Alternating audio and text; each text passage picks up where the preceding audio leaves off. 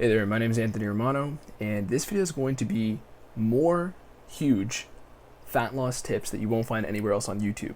And this is partly a second part to a video I just put out on the first half of huge fat loss secrets that you don't know about. But you might want to watch that one first, but you know what? I'll summarize here, and there's plenty of nuggets in that video, and there's different nuggets in this video, so watch them both. Beyond that, I'm going to jump into the secrets right after I roll my intro.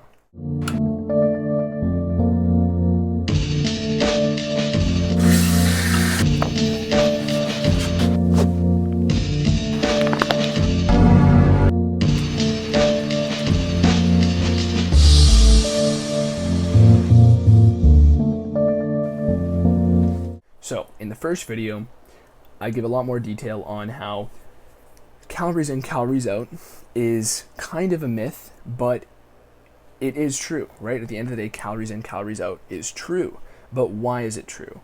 It is true because of how it affects other hormones that cause fat storage. So, insulin, for example. So, in that video, I make an example of saying, to say calories in, calories out equals fat loss equals 250 pounds to 200 pounds is like saying, how did the car get from point A to point B? Well, it drove. That's the example that I use in that video. And that's very unprecise. To say 250 pounds to 200 pounds was, he had less food, right? That's basically what you're saying. And that's very unprecise and unspecific. And in health and fitness, precision matters. Precision matters in everything, actually. And what makes a car get from point A to point B?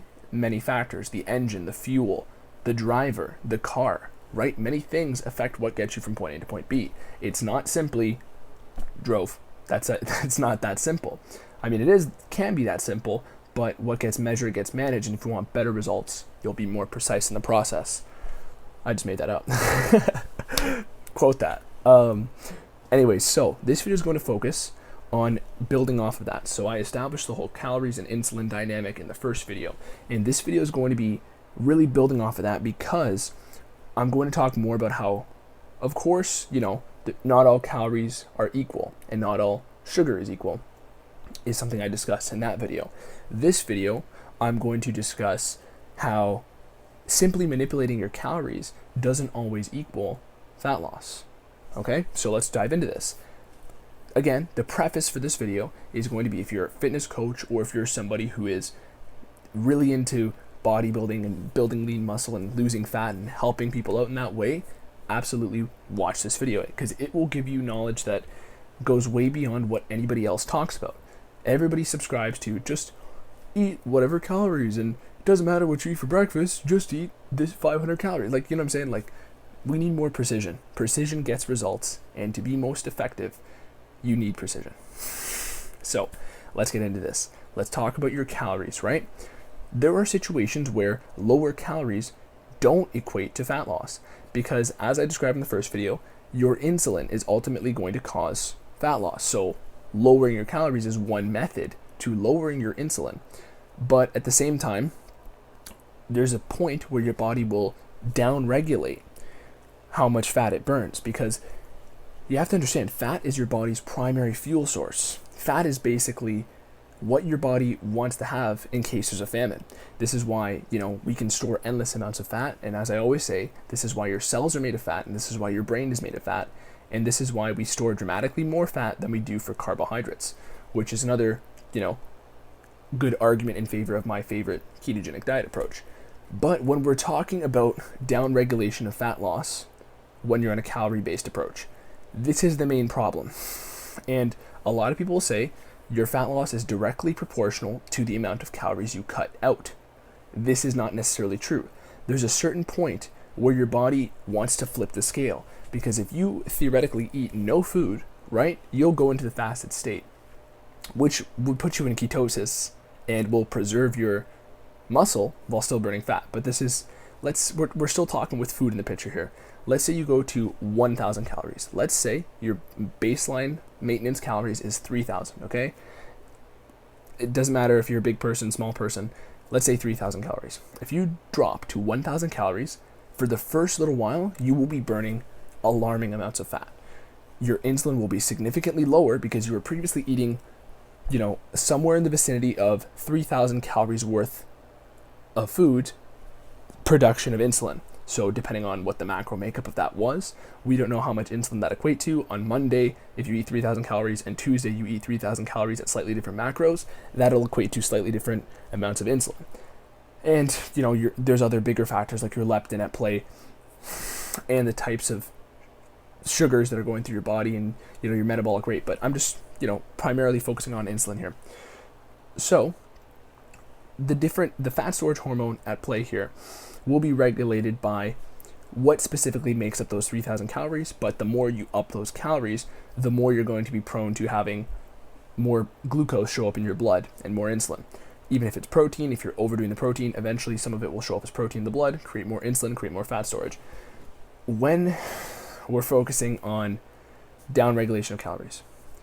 So as I said, if you were to drop to 1,000 calories, well, at first you're burning, the fire is going all day.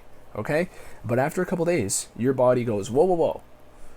I don't want to burn up all my reserve fuel here because I'm going to run out of fuel, right? So it slows down how much fat you burn through every day. This is why people typically get very, very tired when they're doing any sort of macro-based diet. I mean, people get tired anytime they're calorie restricted, but in ketosis, your body is meant to thrive on lower fuel source. So that's why it uses fat. Let's think about right now, any fitness YouTuber you've seen on the internet where they are doing a show prep or something. If you watch those type of videos, anybody doing a diet, they will get to a point where they start to look really good.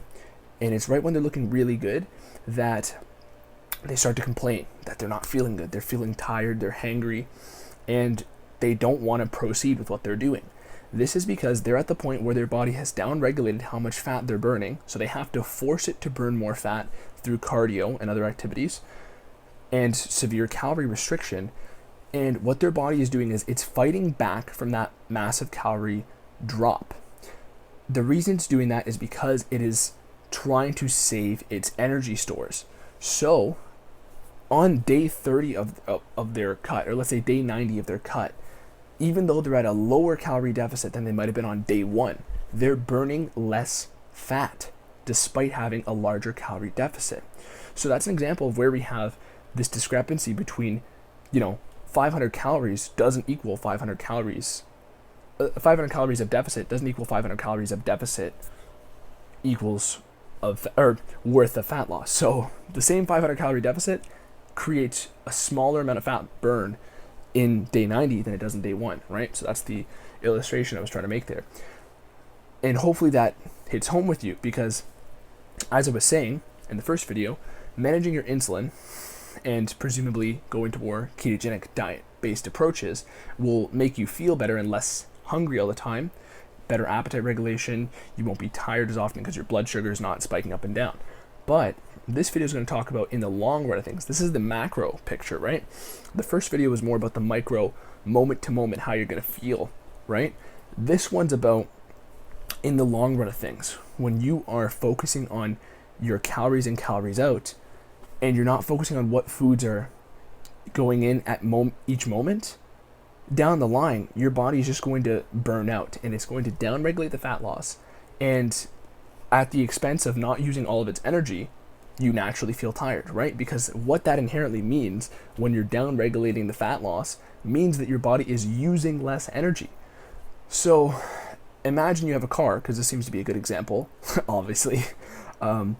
If your car was somehow capable of knowing that you were low on gas and decided that in the effort to avoid running out and hitting zero, it's just going to move you very slow. You're not going to travel at 100, you're probably in the States or somewhere else. You're not going to travel at 100 kilometers or 60 miles per hour, whatever, that's about the same.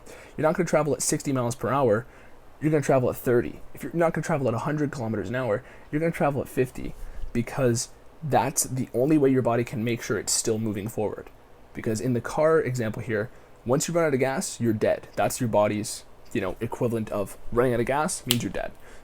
Obviously, it's a harsh example, but you get the point. Your body will, of course, downregulate the fat loss, but what that means is that you're using less energy each day, and you don't feel your best, and you don't perform your best I do a ketogenic diet year round, and I'm able to film these videos nonstop and throw my entire energy at you after working 2 jobs every day and hitting the gym in between. Of course, that's a boost to myself, but you get my point.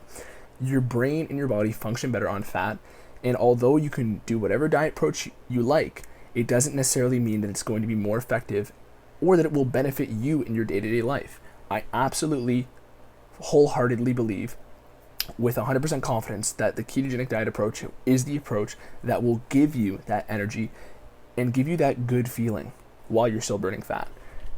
So no matter what approach you choose, I want these 2 videos in combination to make you think about A, how you feel moment to moment, and of course your actual goal of fat loss that will come from, those feelings in the moment, because if you're hungry in the moment, you're going to eat more, or it will be harder, right?